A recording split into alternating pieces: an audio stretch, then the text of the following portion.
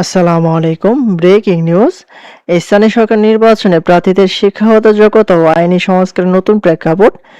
এখানে ইউনিয়ন পরিষদ নির্বাচনে প্রার্থীদের শিক্ষাগত যোগ্যতা এবং হাইকোর্ট থেকে কি নির্দেশনা দেওয়া হয়েছে সকল কিছু আপনাদের মাঝে জানিয়ে দেওয়ার চেষ্টা করব। আশা করি ভিডিওটি মনোযোগ সহকারে শেষ পর্যন্ত দেখার চেষ্টা করবেন। আর আমাদের চ্যানেলটিতে নতুন হয়ে থাকলে অবশ্যই চ্যানেলটি সাবস্ক্রাইব করে রেখে পাশে থাকা বেল আইকনটি অন করে রাখবেন। এখন থেকে এখানে বিস্তারিত কি আলোচনা করা হয়েছে এই প্রসঙ্গে দেখতে পাচ্ছি বলা হয়েছে যে বাংলাদেশের স্থানীয় সরকার নির্বাচনে ইউনিয়ন পরিষদ চেয়ারম্যান ও মেয়র পদের ক্ষেত্রে প্রার্থীদের শিক্ষাগত যোগ্যতা নির্ধারণে রাষ্ট্রীয় ও আইনি পর্যায়ে এক নতুন ও গুরুত্বপূর্ণ আলোচনার উন্মেষ ঘটেছে।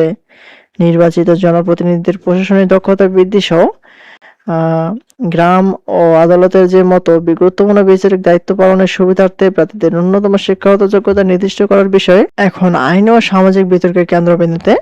হাইকোর্টের সাম্প্রতিক রুল ও আইনি বাধ্যবাধকতা যে ন্যূনতম শিক্ষাগত যোগ্যতা করার প্রশ্নে স্থানীয় সরকার নির্বাচন 2009 26 নম্বর ধারায় প্রার্থীদের জন্য শিক্ষাগত যোগ্যতা কোনো স্পষ্ট উল্লেখ না থাকায় চেয়ারম্যান প্রার্থীদের ন্যূনতম শিক্ষাগত যোগ্যতা কমপক্ষে কেন নির্ধারণ করা হবে না তা জানতে চেয়ে হাইকোর্ট বিভাগ রুল দিয়েছেন।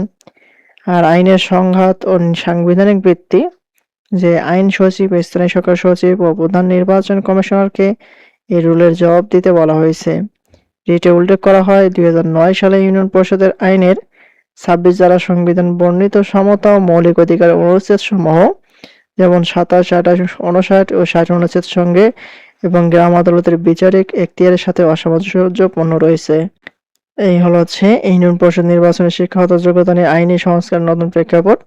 যেহেতু ইউনিয়ন পরিষদ নির্বাচনের শিক্ষাগত যোগ্যতা এখন হাইকোর্ট থেকে এখন পর্যন্ত কোনো রুলের বা সর্বশেষ আপডেট প্রকাশ করা হয়নি।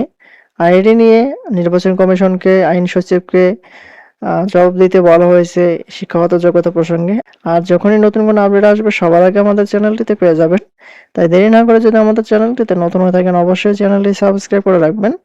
আজকের মতো পর্যন্তই। সবাই ভালো থাকবেন, সুস্থ থাকবেন। ধন্যবাদ সবাইকে। আসসালামু আলাইকুম।